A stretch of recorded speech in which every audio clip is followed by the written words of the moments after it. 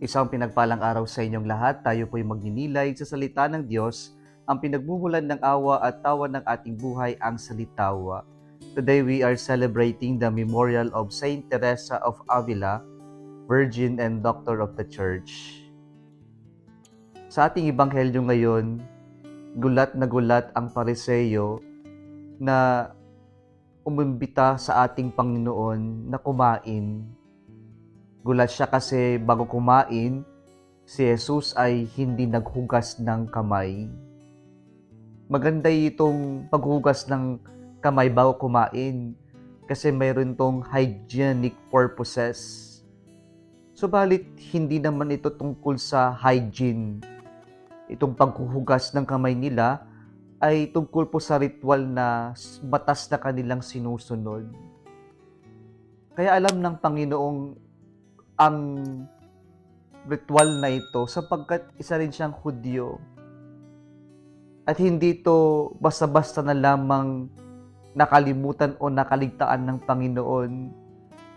Ngunit sa palagay natin, ito ay ginawa ng Panginoon sapagkat mayroon siyang gustong palabasin na lesson o kaya naman punto sa ating ebanghelyo ngayon. Mga kapatid, ang kalinisan ay hindi lamang panlabas. Maganda ang maging malinis.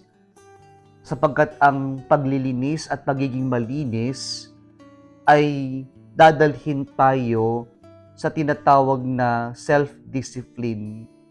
Ito ay pagdidisiplina sa ating sarili na maging malinis tayo.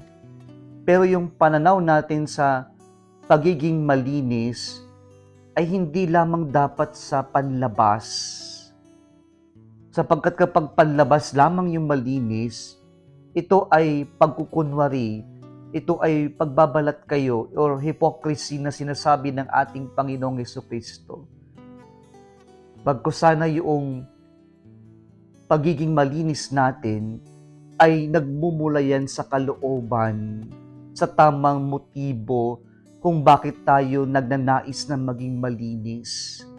Sapagkat kapag malinis ang kalooban, lumalabas yan sa panlabas.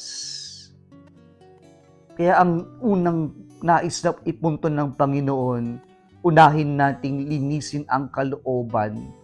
Sapagkat kapag malinis ang kalooban, lumalabas o sumusunod yung panlabas na kalinisan. Pangalawa po, pinupunto ng ating Panginoong Jesucristo ang kahalagahan din ng pagiging mabuti natin sa ating kapwa-tao. Tingnan po natin, si Jesus ay agad-agad hinusgahan ng Pariseyo na masama sapagkat hindi lamang niya ginawa yung external na kalinisan. Ang bilis niyang hinusgahan na masama ang Panginoon. Pero nakaligtaan niyang tignan kung ano nga ba talaga yung mas mahalaga. And so, the gospel is also teaching us the value of being charitable to other people.